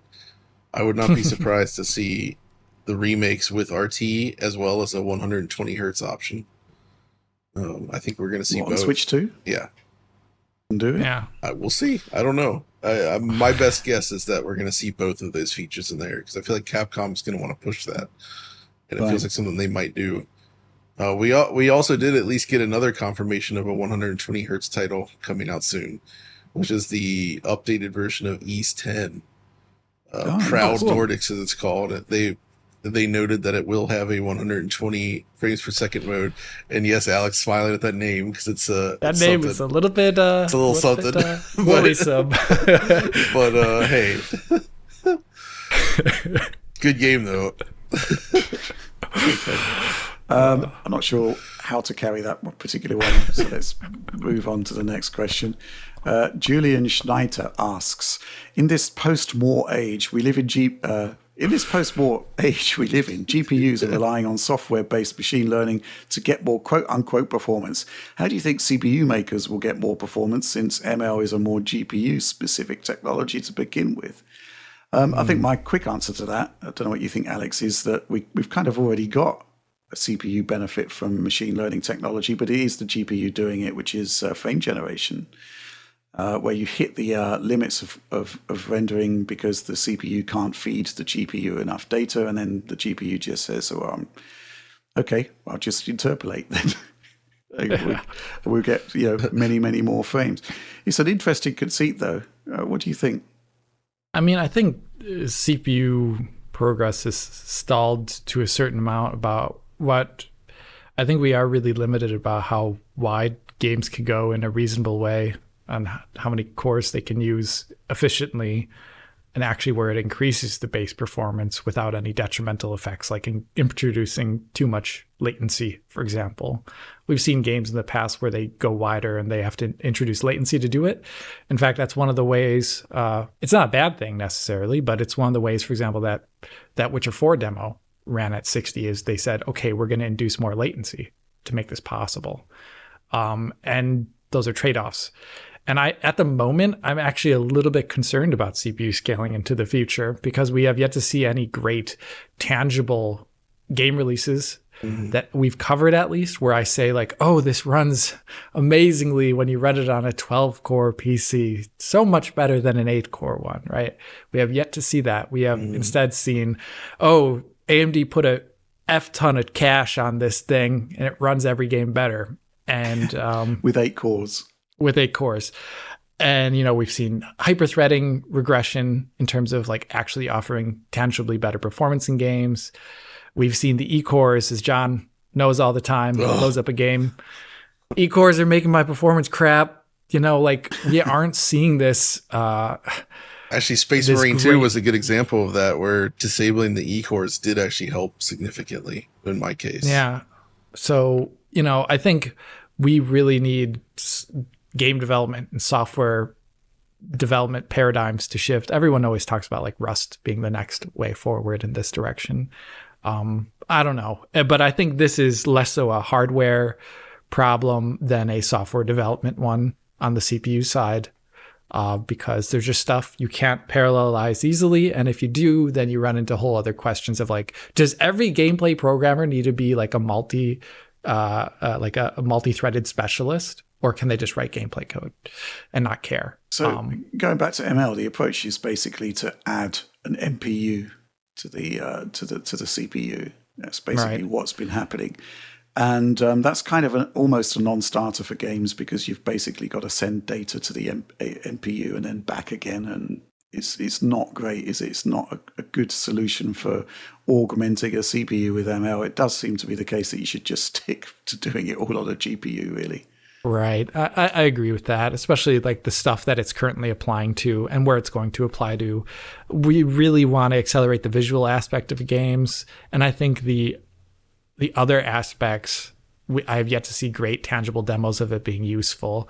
Like, I don't even know what they would be at this point in time, but I feel like the visual aspects for ML are like much more approachable than any of the other stuff I've seen so far. Because all that stuff seems to be offline anyways. Like you run an ML model to generate the terrain on a planet, for example, in a game, or the terrain, instead of, having it being done in some other simulated way or artist-driven way. And I think that is all offline processes that have nothing to do with the real-time game performance. I think the other thing is that all of the rumors are indicating that the next generation CPUs are going to be just like doubling up on cores again, which is great from our perspective as creators, because we need lots of CPU power for, all of our production tools. But for gaming, it's basically a non-starter. And that was kind of showing up by the X3D chips, where AMD just basically said, well, let's just stick on a massive amount of cache. and suddenly you've got like market-leading CPU performance. Yeah. It's just the way things are going. I mean, I guess the other thing, of course, is, we've often talked about Red Engine, Cyberpunk 2077 having excellent CPU scaling. But even then, it wasn't like dramatically improved by doubling up on cores or tapping into E-cores, was it? It was just a nice to have, as opposed to like a game-changing experience that you'd expect from having so many extra cores. That's where it is. It wasn't detrimental, so that's why it was so nice. Yes, it wasn't bad. Yeah. So it wasn't like life-changing or anything like that. Okay, let's move on. Final question. We've got a couple of questions here. Let's take them both. Mr. Bespoke asks, "Hi, DF Crew! Exclamation point! Did Alex get around to finishing his pizza after caressing it through the decompilation of Mario Kart 64 video? And was that the Mortal Kombat champagne Alex pouring into a glass? Thanks and keep up the awesome work!" Double exclamation point, which I think is thoroughly warranted, by the way. Triple exclamation point even. Thomas Trala asks, "After seeing Alex's spaghetti cart video and his sensual pizza shots, it made me want to ask, what's your favourite pizza toppings and style of pizza?" So Alex, that was a bit of a surreal scene at the end of the spaghetti cart video. It did look distressingly like a Pizza Hut pizza day, but I'm assuming you've got better taste. No, that was a Neapolitan style pizza from a place not too far away from me called Malafemina, or I can't pronounce it with a proper Italian accent. But Malafemina, perhaps? I don't know. Italians out in the audience are screaming. And yeah, oh God, that also wasn't champagne. It wasn't Mortal Kombat champagne. It was a Grauburgunder. It's a white wine, German white wine. It's very good. And I don't know, pizza toppings? Like, I love all types of pizza. I like, like your New York style. I like your Neapolitan. I like everything. I love all pizza. But you gents? Do you generally caress your pizzas? No, that was me just being hilarious. I was like, well, I got a little John. I know, John, you have a dolly cart, right? You got was it automated dolly that you bought, or did you have a manual dolly that you bought to get shots of hardware? Oh, it's for a camera dolly. It's a motorized. Motorized, yeah. So I didn't get one of those. Rather, I got a dolly drone that is just like a car that goes around very slowly. And I've been using it in a couple of videos recently. Right. And I thought, what would be a funny way to use it is like, not instead of a product shot, I did it of a pizza I ordered for myself. Oh, that's fun. I decided to integrate it into the video as a joke. But that's the way I did it. But I would love to hear your pizza preferences, everyone. Well, John, go ahead. Wow, I love a good pizza, but I usually keep it pretty straight, with just like, pepperoni or something. But I like, the Italian style pizza that's very prevalent in Europe. I think it's quite delicious. What can I say? I also love Dewey's Pizza back in Cincinnati.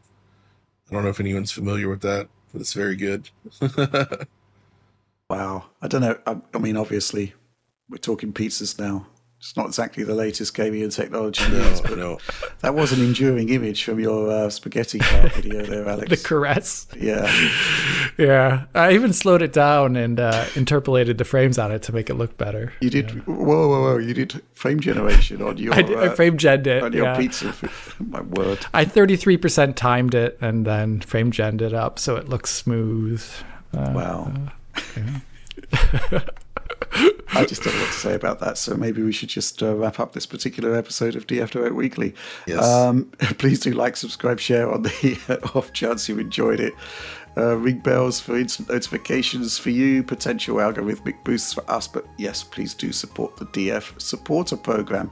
High quality video downloads of everything we do, early access to a bunch of stuff, the chance to help shape this show. And that high-quality video download includes, obviously, a high-quality video shot of Alex's rotating pizza being caressed. So, yeah, unmissable stuff. Well worth the entrance fee. But that's all from us on this one. Thanks for watching and supporting Digital Foundry. We see you next week.